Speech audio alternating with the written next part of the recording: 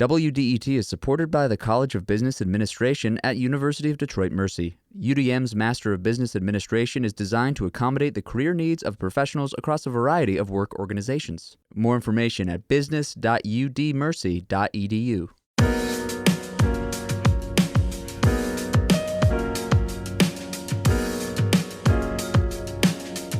It's the Metro on 1019 WDET FM. I'm Tia Graham. And I'm Nick Austin. Today on the program, a look at the many lawsuits surrounding the Hamtramck Public School District and why it matters.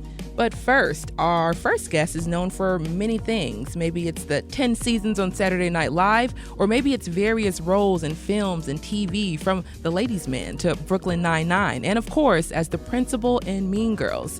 Mean Girls is celebrating its 20-year anniversary, and Tim Meadows, along with actor and founder of the Detroit Creativity Project, Marc Evan Jackson, will host a watch and Q&A session at Royal Oak Imagine Theater. Guests will watch the film on the big screen and afterwards ask questions about the cult classic. Joining us in studio right now is one of the stars of Mean Girls, in addition to many other films, Tim Meadows. Tim, welcome to the Metro. Thank you very much. It's good to be here. Awesome. So I'm thinking a little bit, you're from Highland Park, you're from this parts of the state. How does it feel to be back? It feels great. I actually live here, which I've been very, very secretive about. Yeah. Very few people know. The cat's out the bag now. It's out the bag. Of the bag. So there's a generation of people, including me, that needed a movie like Mean Girls growing up, 2004, just kind of going into high school adolescence. You just kind of needed to feel a part of something bigger. So what has it been like being a part of that cult classic, Mean Girls? It feels like I've been in a Christmas movie or something that people watch every year, that they like. It was a trip because I had no idea that it was going to turn out like this and that it was going to have such a impact on young women generation after generation after generation, which has been pretty nice from my career. Yeah, exactly. But yeah, it's been I've enjoyed it, and I I really do thank Tina Fey for putting me in this and making me a part of it. I was a veteran at Second City in Chicago, and I went back and improvised with her cast back in the day, and she and I had a great improv, connection with each other. And when she came to SNL, she wrote for me, she kept me in, and she put me in this, and I feel really blessed, I guess, is to have her attention and, generosity. So I'm thinking about, once again, commemorating 20 years of Mean Girls. And you talked a little bit about how it impacted your career. And it's leading me to think, today you were recently in a film with Nicolas Cage. Yes. And just it's a dream scenario. Almost watched that recently, actually. But talk a little bit about where your career is now, especially 20 years ago from Mean Girls up until today. Well, it's been a trip. I mean, I have come to the realization that I'm a veteran. And I've been in this business for 30 years, and I've been a professional at it. And I think a big change for me came when I accepted my role, which I realized, like, I'm not going to be a star of a movie. I may be a star of a TV show, but the way my career is that I get hired to either make small roles funnier or more interesting, and then I deliver. So I always say I'm like a craftsman. I come in and if you want a nice desk made, then I'm the guy to call. If you got plumbing problems in your movie, I'm the dude that comes through and put the plunger in and makes this dumb scene that you didn't pay much attention to in the writing process a lot funnier. Yes, I think about Brooklyn Nine-Nine and the character you play when you're the cannibal in prison. And that little character, that little scene, you shine so much. Thank you. That I remember it every time I watch the show. I think about that scene. I think about your character on the show. Yeah, and I have to say, like, that was one of the parts that Andy Samberg called me and said, we're trying to cast this part, and it's a really horrible character, but it's a really likable person, and we thought of you. And I was like, oh, what is it? And he goes, oh, it's a cannibal that ate kids. And he's in prison. And I was like, you thought of me? And he's like, yeah, because we need the guy to be really likable, and you're a likable person. And I was like, okay, well, I can do that, I guess. And when I did it, he just like, just be yourself, just be. But he was like, I want you to be a little bit more innocent and and smile a lot, So yeah, I love working with those guys too. Yeah. They're fun. That was one of my favorite things. Like I said, the characters. It's so likable guy, but then he'd reach out and bite at Andy's character, and it'd just be hilarious. But just thinking about the nonprofit itself, Detroit Creativity Project, we actually spoke a little bit earlier about the project and the improv show that the kids had at the Detroit Public Theater. Mm-hmm. And I'm thinking about working with that group. What has it been like working with young people? Well, for me, I'm mainly I raise money for them. Yes. I've been a donator for years. I've known Marc for a long time. And when he told me this was happening, I was like, this is definitely something that I'd like to help contribute to, because improv not only, provided this career that I have, but it also changed my life, and it made a big difference. I became more confident in myself. I learned how to express myself artistically. I found myself being able to work within groups better, and having confidence in who I am and my ideas and stuff like that. Yeah. So it was really, I want to pass that on, and I hope the kids in Detroit, which is where we focus it, can get the benefit of it, And when I think about that, of course, like you said, you're a contributor. You donate to the Detroit Creativity Project. Of course, you're going to be donating time this weekend, just chatting with audiences and kind of getting out there and talking about 20 years of Mean Girls. But what is it like to talk to the audience that is, once again, your neighbors, your people you grow, you know what I mean? Like, these are people that are just, around. I hope my neighbors don't come. No. I don't want to see, no, I love my neighbors. They got a lot of questions for me, I'm sure. Like, why do you park your car over there all the time? Shut up. I'm the reason people know this place. No, it's going to be fun. One thing I will say is, like, since I moved back, one of the things that's been really great for me is I do yoga, and I go out and do yoga, and I'm going to plug my favorite place, Citizens Yoga, downtown Detroit and Royal Oak. And a lot of this is become a community for me. And like a lot of those people, I told the owner, Casey Must, about it, and she just spread the word, and our ticket sales just picked up really quick. And I feel like that's one of the great things about being back here in Detroit is, like, I get to make new friends, and it's just been great. I mean, I'm really happy that I moved back, This, staying on the topic of Detroit in this particular area, what was it like growing up in this area, growing up in Detroit? Well, I grew up in over on the east side, Coney Gardens, Slum Village. Yeah, you and Dilla. Right on. Right. And I went to Mason Elementary, Farwell Junior High, and Pershing High. And I grew up during a period like in the late 70s where there was a big transition in that neighborhood, and it was becoming more African American, but it was still a heavy Polish neighborhood too, because it's so close to Hamtramck. And a lot of the friends that I grew up with from 6th grade on were either African American or Polish. And so I had my friend Stosh. His name was Stanley, but we used to call him Stosh. But those friendships lasted all the way through, and during the period it got rougher, and then that was a period when I went to Wayne State University, and here. Yes. I went to school here. Nice. And then I decided after a certain period that I have to go out and try to make a life of my own away from here. I just felt like it was a certain point there was nothing for me to grow into, and I didn't feel comfortable. It's weird because now that I'm older, I think back on those days, and I realized I needed to get out because I didn't like my surroundings, and so because in that time I was working for the Detroit People Mover Project in the offices, and then so I started saving up my money, and I thought, well, I can be broke or have a decent job in Detroit, or I can go to Chicago, have a decent job, and study improv with all of these great teachers. And so I gave myself 5 years. I said 5 years, if I'm not a working actor, I'm going to go back to Wayne State, finish, get into advertising, which was my other interest.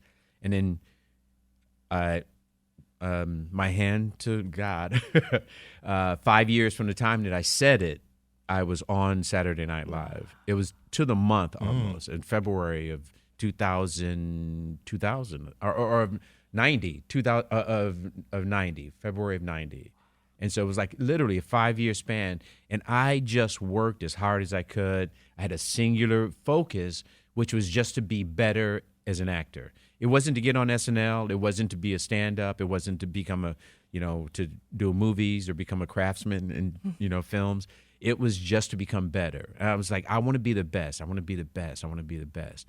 And I worked in a record store, and I sold electronics, and I just studied improv, and I did improv wherever I could. And and it was a big lesson. And that work ethic came from here. Yeah. It was what I learned here. It was like every day you got to get out and do it, So Detroit hustles harder. That's right. That's what it is. That's true. You motivated. You just motivated the heck out of me. The thing that motivates me here is hearing that you have this marketing background in advertisement, because let me tell you, depending on what your rates are, we have some projects here that we're working on, Tim. Yeah? So if you ever do want to expand out, I think that we can help you out with that too. My rates are low, very low right now. This will be the first job I'll take, but whatever you need. If I'm, I always thought if I didn't do this, I would have been writing commercials or coming up with, ad campaigns or something like that. If I may jump in, though, one of the things that I think is interesting is how you did come back, because I find this with a lot of folks who go out to California, LA, New York, wherever. Right. All times feel compelled to come back to Detroit. And whereas I'm sure your friends who are more from a New York, Chicago, all these big cities are like, why would you go back? For the Michiganders who come back, it's always like, I got to come back. So can you just tell us a little bit about what your calculation was, what compelled you to come back, and what these folks are missing? Well, what compelled me originally was family. And I was coming back a lot for either weddings or funerals. And I would come in and stay for a few days and leave. And then I started coming back and staying for longer periods. And I would get a hotel or Airbnb and just stay for a month or something. And then I started seeing my friends that I grew up with. And, my buddy Jerome Eager, who I'll shout his name out, he's one of the boosters here. My friends who he's really involved in real estate and stuff like that. But he's just a big Detroit booster. And so when I would come here, I would hang out with him, and he would take me every good restaurants. And this is, these are places, that are happening downtown and stuff. And then I was like, boy, this is not bad. It feels like the Lower East Side of New York back in the 90s almost. Mm-hmm. Like there's really cool places to go.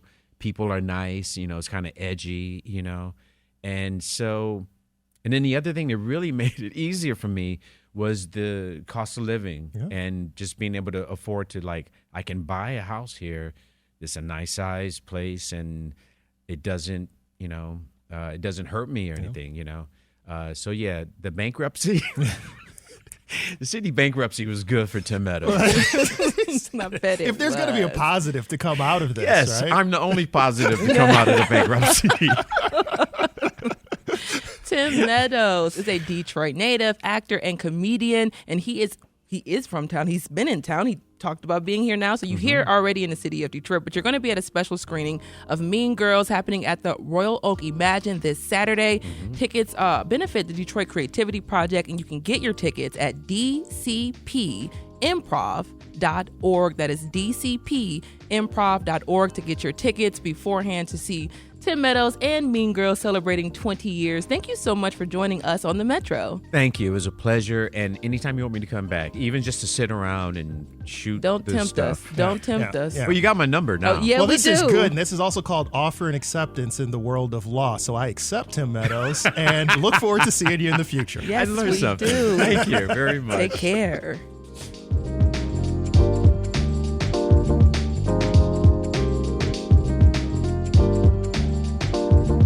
This is the Metro on 101.9 WDET, and coming up, we'll discuss why Hamtramck Public Schools are struggling under the weight of so many lawsuits.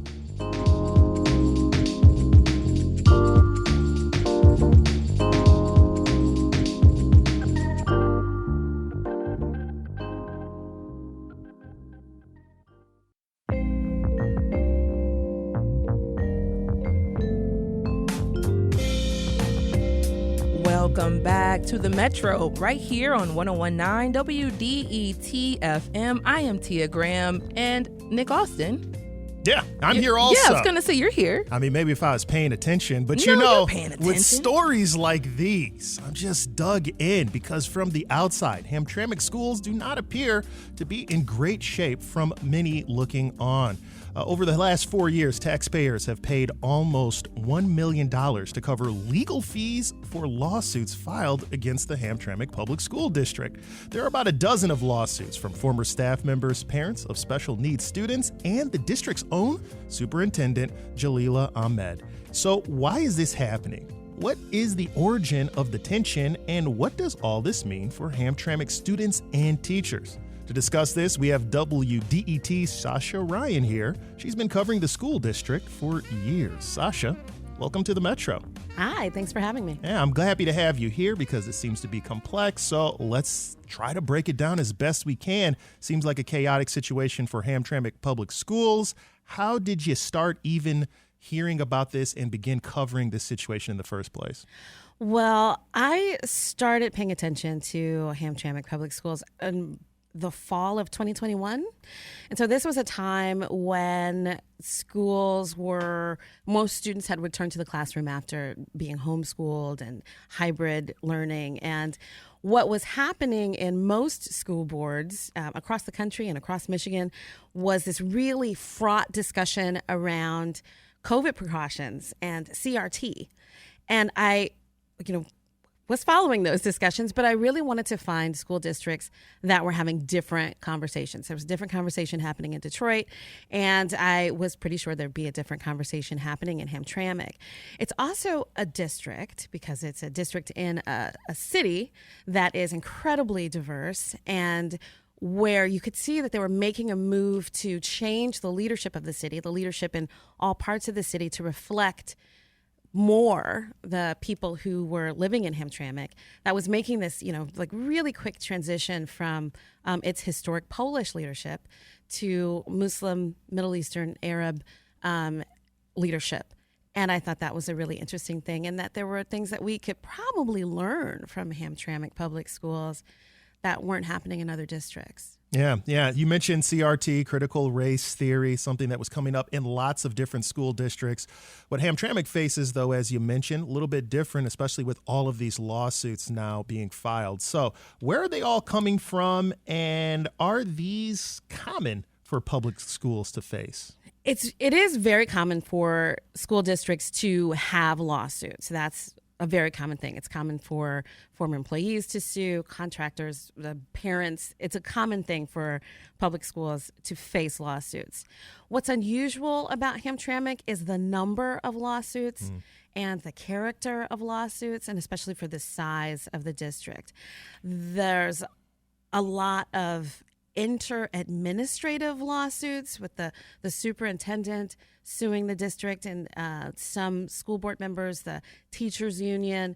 There are administrative staff members who have sued the district while they're still on staff. There are a lot of former employees who have sued the district for hostile work environment. There was a lawsuit over COVID precautions. There's a lawsuit now over special education services not being provided. And so there are a lot of lawsuits for the size of the district, and an unusual amount. Would that be then that normally you would expect lawsuits to come from the outside, maybe students or their families, versus these inter-administrative versus school district versus teachers versus all these different internal parts? Yeah, the internal lawsuits, and especially for people who are still working, is it at the district?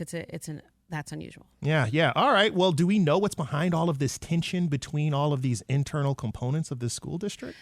Well, when I started covering Hamtramck Public Schools, the teachers and staff told me that there was a real culture of retaliation, that the superintendent and the then human resources director were moving people who criticized the district, or people have told me over the last several years, that people are moved out for being critical, that they get these, they go from getting really good evaluations to these really, really bad evaluations that not only move them out of the district, but make it hard for them to find jobs in other districts. And so this kind of hostile work environment is a big part of it.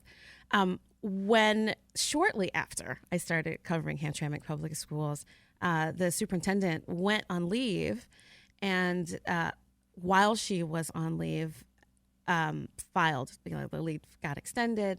The school board apparently did not make a move to accept her back, and she filed a lawsuit. And one of the things she said in that lawsuit is that the school board members and union members were saying bad things about her to the media. So I don't get a lot of media coverage. So I don't Yeah. Well, I mean, we can fix that if you would like, Sasha Ryan, WDET reporter. But let's dive into this. You mentioned the superintendent, Jalila Ahmed, who's making almost $200,000 per year and is on extended medical leave, an absence that's been taking her off of work. Meanwhile, the school board also has given itself raises. That amounts to about 700% increase, which has some wondering about where that fits into everything that's already happened in the lawsuits. People wondering, is this corruption? What does it mean? So I guess I'll ask you this in two parts. First of all, what's your comment as to folks who are concerned about what that means ethically, and especially where it fits in with how the superintendent or the school board right now is defending itself from this criticism that it's facing? Yeah, it's a good question. I do want to, I'm not sure that it's medical leave, but it's definitely an extended leave. Thank you. The thing about public officials and public bodies is when they are not functioning well, when they are creating drama, whether there's corruption is always a question you have to ask. It's always something that you need to look into. And whether the problems in the district are problems of corruption or incompetence or apathy or drama, just a cultural problems, they are definitely something that the community needs to be aware of. So, the media needs to have eyes on, and people should have the opportunity to respond to. And so I cannot say that it is corruption. I am not prepared to say that today. What I am prepared to say is that it is high drama, and it doesn't have to be. All right. Well, then I'm going to give it to you here. You've been monitoring it. What are you going to keep an eye on now? What do you think we should be keeping an eye on? And what are the next phases in these series of lawsuits and issues that you're going to be looking at?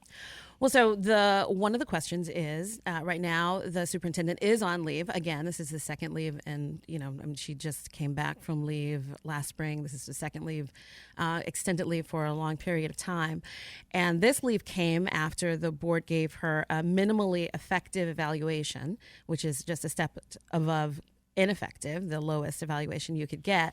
And so the question of whether the superintendent returns to her job, how the board responds to her returning to her job or not is a really important question, especially in light of, not only does she make $200,000, but this is a raise that she got while suing the district and as they felt she was not exceptionally effective. So how that works out, and also how these lawsuits continue internally, and how much money the district spends on lawsuits, and how little insurance it can get because of that. See, the teaser for the next time we have you in, Sasha Ryan. I love it. Sasha Ryan, reporter with WDET. Thank you so much for joining us on the Metro. Thanks for having me.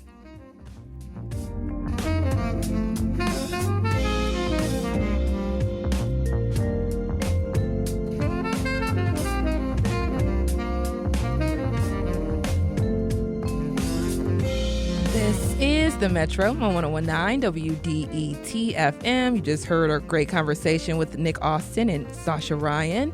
Right now, according to a lot of data, young people are not doing well. Speaking of schools, in 2019, 13% of adolescents said they had at least one major depressive episode, a 60% increase from 2007. By 2018, suicide rates were up 60% for people ages 10 to 24. That's a huge increase after remaining virtually unchanged from 2000 to 2007. But what's going on here? Many scholars now say the issue is smartphones. One of those academics is Jonathan Haidt. NPR's Steve Inskeep recently spoke with a social psychologist about his new book, The Anxious Generation, which explains why smartphones are making our lives worse. Hype began the conversation by discussing why kids are not getting enough outdoor playtime because of their phones. My daughter really wanted a puppy. We have a puppy now, and she wants to play all the time. That's what puppies want to do. That's what young mammals want to do. Predator-prey games. I chase you, you chase me, hide and seek, tag, all those sorts of things. We develop social skills, we overcome our fears, but we've taken most of it away. We don't trust our kids to be outside. We began basically bringing them indoors. And we said, oh, you know what? You could be watching videos. You could be doing, a math tutoring thing. And whatever problem screens have, the absence of play is a major, major obstacle to human development. I wondered if somebody would contend that online gaming is a proper substitute. It sounds like you don't think so. Oh, I'm sure someone would contend it. Many people have contended it. My son plays Fortnite, and I can see it's really fun. He's laughing his head off with his friends. But here's the thing. These platforms give boys what they want, but in a way that actually isn't as satisfying as if they were actually doing physical sports and, having conflicts with a group of other boys that were real. So yeah, sure, it's fun and they're interacting with other boys, but what happens to their mental state? They get really lonely. They start agreeing with statements on surveys. I often feel lonely. And it's a similar story for the girls. Girls are lured on by the promise of talk to everybody, find out what everyone's doing, gossip about people. You can get instant updates on everyone. And so you'd think that this is like girls' heaven. But actually, this is girls' hell. Everyone talking about everyone, able to shame or attack anyone anonymously, even on weekends. Mm-hmm. You can never escape. What happened when girls moved their social lives onto social media platform was the same as for boys on video platforms. They get really anxious, lonely, and depressed. Is it practical to ban phone use or particular platforms for somebody under a certain age? Yes, and here's why. The way the law is written now, the platforms are not liable. They can show them any content. That's where we are. Because the argument I often hear is, well, it's the parents' job to keep the kids off. It's up to them to keep the kids out. Don't make the companies do it. To which I would say, if we don't have the companies at least sharing the burden of age verification, and for pornography, like any 10-year-old can be on Pornhub. My desire is not that Congress mandate that you must show a driver's license or government ID in order to get into Pornhub. That's not what I'm saying. But if we simply said to the companies, you're offering a service that is harmful to children, you figure out how to keep kids off. We're not going to hold you accountable for 100% compliance. We know that there will always be kids who get around. But if it turns out that, 20% of your users are underage, yeah, you are legally liable and the parents can sue the pants off of you. That's what I want to see. If they had a little bit of motivation to do it, they would do it. Right now, they have a motivation to not know. It's very important that they not know, because if they know, then they have to take action. If you make it harder for them to access a few sites, they're still going to have the phone in their hands. They still might spend hours on it. What I'm saying is that we are now stuck in a set of collective action problems, and the kids have to be on all the time because all the other kids are on all the time. So I'm suggesting 4 norms that we can adopt, even if Congress never comes to our help. No smartphone before high school, just give them a flip phone. No social media till 16, just don't let your kids open accounts and you check the apps on their phone. Phone-free schools, and far more independence, free play, and responsibility in the real world. So what I'm saying is just delay the age at which the kids are going to jump into this cesspool, clear this all out of middle school. Then we'll work on high school. But let's start by getting it out of elementary and middle school. And do you think that those steps, if widely practiced by large numbers of families, would make a meaningful difference? Oh my God. If we could get half or more of the families to adopt these 4 norms, we would see a drop in rates of anxiety and depression within a year. And I can say this because whenever a school has done one of these, they get results. And then, and here's the key, you can't just take away the screens and say, oh no, kids, screens are bad for you. You have to wait. You have to give them back what they most need and want, which is each other. Think about the most exciting times in your childhood. Mm-hmm. Were they times when you watched an amazing show on TV by yourself? Probably not. It's the times when you had a gang, a group, you were hanging out. Maybe it was one best friend or maybe it was a group, but you were doing something. There was some adventure. You were probably away from adults. Kids don't get that anymore. They don't have adventures anymore. We don't let them. So if we're going to reduce screen time, we need to give them back real engagement and fun in the real world. And so that's why I say in the book, what we've done is we have overprotected our children in the real world while underprotecting them online. We have to reverse both of those. One other question. Having spent your career studying social psychology, the behavior of human beings with each other, what do you think our chances are against this device that is ubiquitous and designed to be addictive? I think our chances are really, really good. And here's the exciting thing. I'm finding I have only one opponent. There's only really one thing standing in the way, and that is resignation. There's extraordinary resignation. And that was, what was contained in your question. Like, isn't it just too late? Isn't this just the way of the future? We can't put the genie back in the bottle. The train has left the station. To which I say, if a train has left the station and it's full of children and it's going out on a track and we know that the bridge is out and it's going to plunge down a gorge and they're all going to die, should we try to call it back? I think we should. That was NPR's Steve Inskeep speaking with social psychologist Jonathan Haidt. This is The Metro, and coming up, we'll discuss the economic value of college sports teams.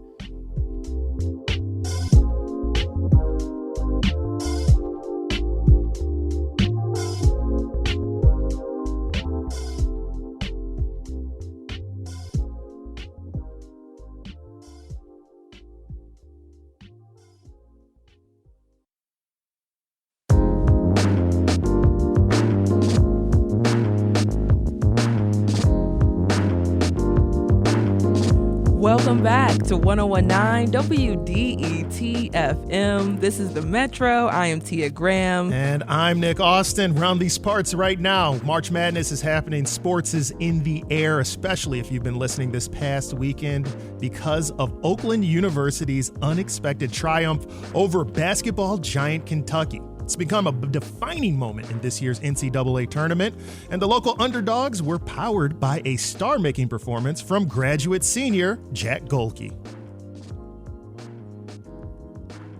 Townsend comes to get it with 10 on the shot clock. Here's Golke again. What? His ninth three! Reeves puts up a three. No good! And Oakland with a March memory of a lifetime. Golke finished with 10 three-pointers and a game high of 32 points. But how does success on such a grand stage translate to university value, community engagement, and economic impact for schools and the states that support them? To explore these questions, we're joined by Andrew Zimbalist, a leading voice on the economics of sport and author behind several books, including Unwinding the Madness, What Went Wrong with College Sports and How to Fix It. Professor Zimbalist, welcome to the Metro. Thank you.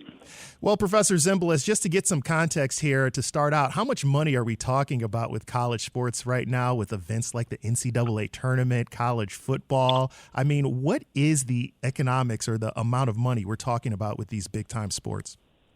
The March Madness generates about $1 billion for the NCAA. The NCAA then chops that up into different pieces and distributes out $330,000 to teams that appear in this final 64, and then for each victory they have after that, they also get $330,000 up to the final four.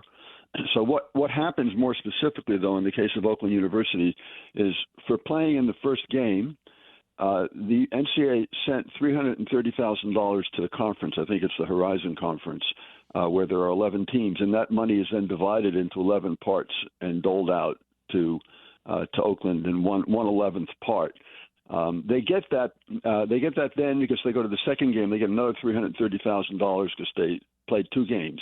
That $330,000 is then repeated for 5 years. So the total amount that you get over a 6-year period is about $1.9 million.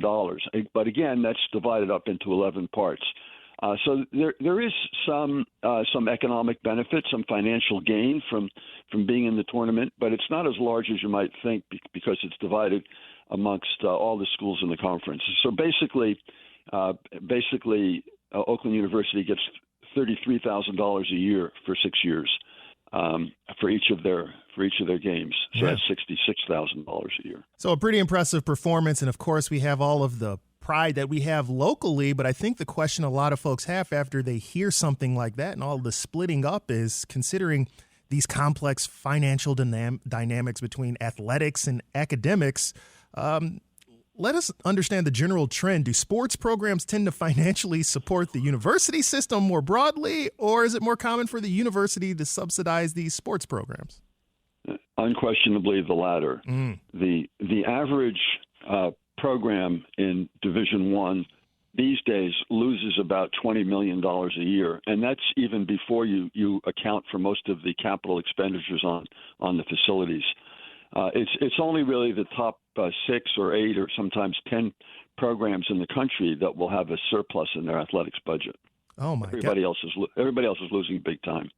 Well, then, how does a balance like that affect a smaller school like an Oakland University? I mean, is it cost effective for them to stay in it, or do they just feel compelled like they have to because of prestige to get students? Where are we at with that economically? Yeah, well, keep in mind that it's not just the athletic department that has a deficit. You have, for instance, I presume at Oakland University, an economics department, and you probably have 10 or 15 professors in that department. And if you add up all their salaries and benefits, they're going to be losing about $2 or $3 million a year. It's not as though when I teach an economics course at Smith, I don't sell tickets to the students every day and Right. and Maybe you should. revenue in. Yeah. Good idea. Yeah. I'll split the money with you. All right. So you can't simply say, oh, they lose money, therefore we shouldn't do it. The other thing that obviously is part of all this, and you alluded to it in your introduction, is that there are non-pecuniary or non-financial benefits from having college sports. First of all, there's a lot of evidence that says it's good for the participants. It's very good for them. There's evidence that says it brings the community together, and not just the community of students and scholars at the school, but usually the surrounding community. That is to say, it will radiate into parts of Detroit. And so there's a lot of psychic or social benefit as well. Usually when the program is well run, you get that. And just the fact that you're talking to me means that there's some excitement in Detroit. Yeah. That's a value. Yeah. And I know I only got a minute left with you, although this is a fascinating topic. But in reading, going through your book, Unwinding the Madness beforehand, one of the things that you kind of mentioned was just how in the early stages of college sports, universities were trying to push back against it, make it more about athletics, but it was the alumni and the students that were fighting back tooth and claw to keep their sports. We're talking like in the late 1800s, early 1900s. So at this point, can we tell like how much is there a way to put a value on that branding or that social impact that we have at these universities and how that shakes out? Have we gotten further in that, or where does that balance out as you understand it? There are some techniques that have been developed by economists to try to put a number on social or psychic benefits. Or you could also look at, what happens. It'll be interesting to see what will happen at Oakland next year to see how many students apply. Will the popularity of the school increase appreciably? Will donations to the school increase appreciably? The literature that exists on this, a lot of people have studied these questions, is not terribly encouraging. It's not to say that it can't happen sometimes, but as a general matter, you don't get increased donations.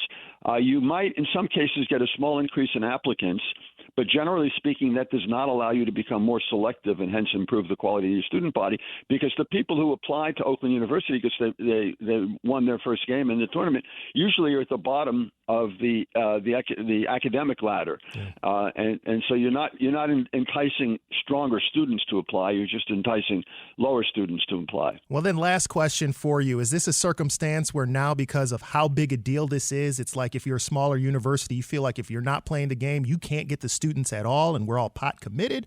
Or is there a balance here? Could smaller universities maybe abstain and still be as successful?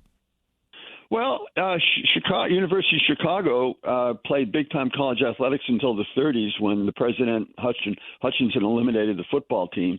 University of Chicago has done very well for themselves. BU eliminated the football team. They had Boston University, a Division I football team. They stopped playing Division I, and they've continued to do well. Having said that, it's also true that you need to have athletics these days in schools. Student participants want that. Mm-hmm. And if somebody wants to go to school at Oakland and they don't have any athletic program at all, they might decide they'll go to some other similar school elsewhere. Yeah. Andrew Zimbalist, economics professor and co-author of Unwinding Madness. Really enjoyed this conversation. Thank you so much for joining us on the Metro. My pleasure. Bye-bye. No Michigan teams, by the way, remain in the tournament following losses by Oakland and MSU in the second round, but the tournament continues for the remaining teams on Thursday.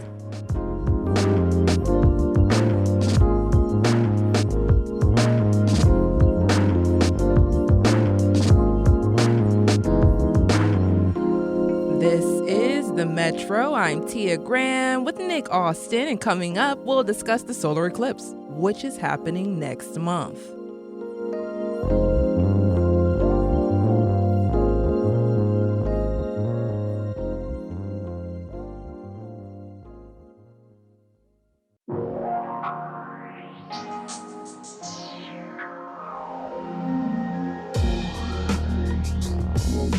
It's the Metro on 101.9 WDET. I'm Nick Austin. And I am Tia Graham. And, I'm thinking about some things that I've been seeing on social media. Nick, do you know what social media is talking about right now? Tia, I have no clue what's happening on social media. It's a scary, scary place. That's why I talk to you, to get the lowdown on what's happening with the kids.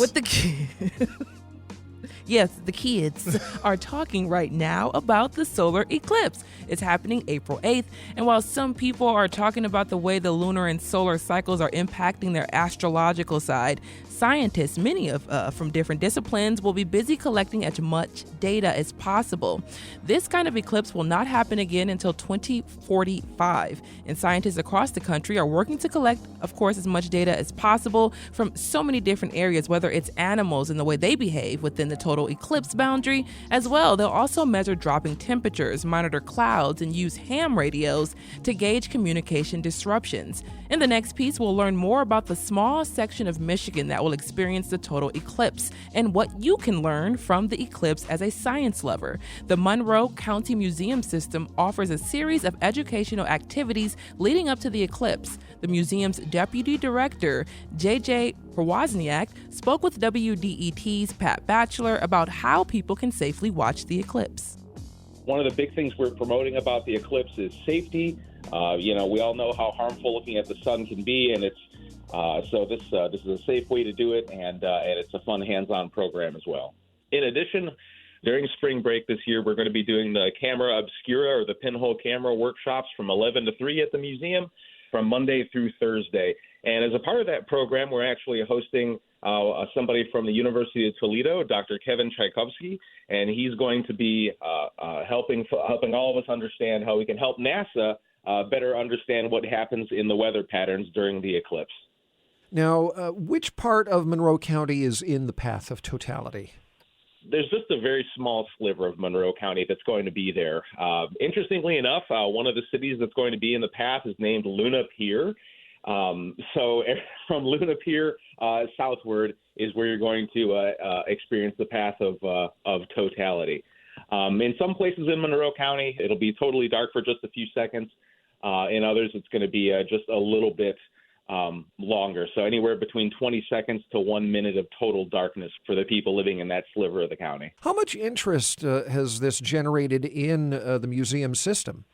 There's been a lot of interest around the community with this. We've been, for instance, handing out the safe solar eclipse viewing glasses. We've got a few thousand of those. We've been handing them out like hotcakes over the last few weeks. And in addition, there's a lot of cool events going on around town as well at the River Raisin National Battlefield Park, at Cackleberry Farms, and other places around our community.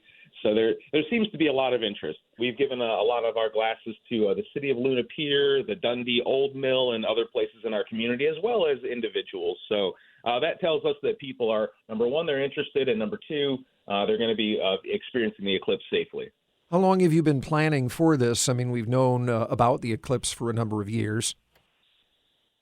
Yeah, we've been. This has kind of been on our radar since the fall. We're not a science museum per se, but a part of our mission statement is to cultivate our visitors' curiosity. And this experience is, certainly a curious event, right? The last time the Lower Peninsula experienced the total eclipse, it was June of 1806. And the next time an eclipse anywhere in Michigan won't happen until September of 2099. So barring any unforeseen advance in medical technology, I don't think any of us are going to be around in 2099. Well, I certainly wouldn't expect to be. How excited are you about this? Oh, this is a wonderful opportunity to really to celebrate and view the natural world that we live in. We encourage everyone two things. Number one, to experience the eclipse safely, use the proper glasses and what have you. But number two, to just get out there and just be present. This is such a rare occurrence. Often eclipses throughout history were people considered them predictors of the future or omens. So we're encouraging everybody to get out there, be safe, and go someplace special, be with someone special, loved ones, or surrounded by family, because the likelihoods of being around for the next one are pretty slim. J.J. Przewozniak is the deputy director of the Monroe County Museum in downtown Monroe. He spoke with WDET's Pat Batchelor about the upcoming total solar eclipse. And the U.S. won't see another total eclipse on this scale until 2045, and Michigan won't see it again until 2099. I will not be here, Nick. Yeah, well, that's okay, because the last eclipse I recall happened in 1983, courtesy of Bonnie Tyler, and the total eclipse of the heart. That, I think, is the eclipse that we're all trying to see. My thing is, I'm one of the kids, so I'm assuming that's a song. It is. See, I know things. I know you I did. know things about the past. I wouldn't put it past you, Tia. Call that a pun in the game. But you know what? You're still not that far away. You can still get a chance to check it out, although apparently it's going to be raining during that, so the forecast says we might not even be able to see it, even if you move. And the thing is, you have to drive down towards the Toledo border if you really want to get in the action. That's scary. It's possibly going to be a lot of people there, and you might get cell phone disruptions, and they're telling people if you are in the total eclipse, the solar eclipse, that you should get gas and be prepared just in case things go down. Feeling like Y2K right now. It's feeling a little... That's a whole lot just to see some sun. I don't think it's that deep, man. No.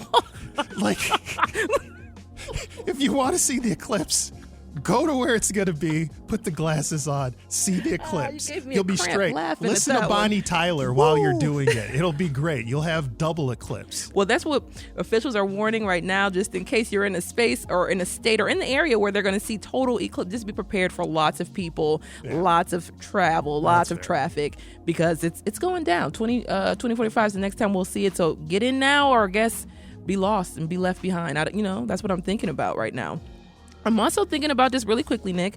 Some sports updates. The Red Wings did lose to the Capitals 4-3 in overtime in Washington last night. And Detroit is now 2 points behind the Caps in the race for the final wild card spot in the NHL's Eastern Conference. So fingers crossed with that one. As well, the Tigers finished spring training with a 3-3 tie in an exhibition game against the Rays, and they open the regular season tomorrow against the White Sox in Chicago. Happy that baseball is back. It will be nice to have baseball back. It's always great to have Ryan Patrick Hooper back within the groove. Even if you miss the eclipse, you won't miss him at noon.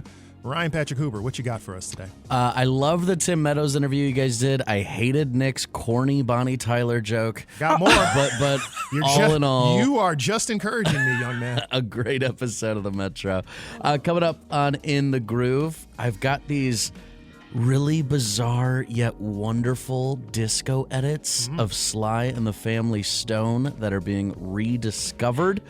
We're going to slide those in with lots of new music coming up here on In the Groove. Thanks, guys. Thank you, Ryan. That's the Metro for March 27th. You can listen to recent episodes online at WDET.org, and make sure to subscribe to the podcast on your favorite platform. The show is produced by Sam Corey, David Lyons, and Jack Philbrandt. Our engineer is Nate Bender.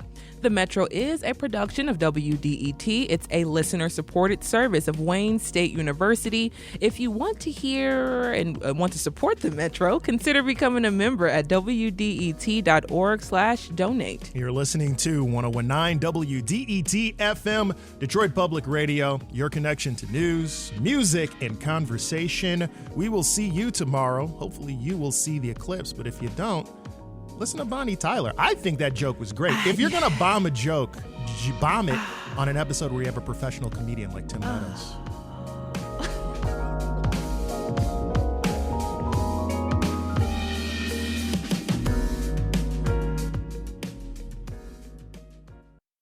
WDET is supported by the College of Business Administration at University of Detroit Mercy. UDM is offering a new master's degree in ethical leadership focused on sustainable, ethical, and inclusive problem solving. More information at business.udmercy.edu.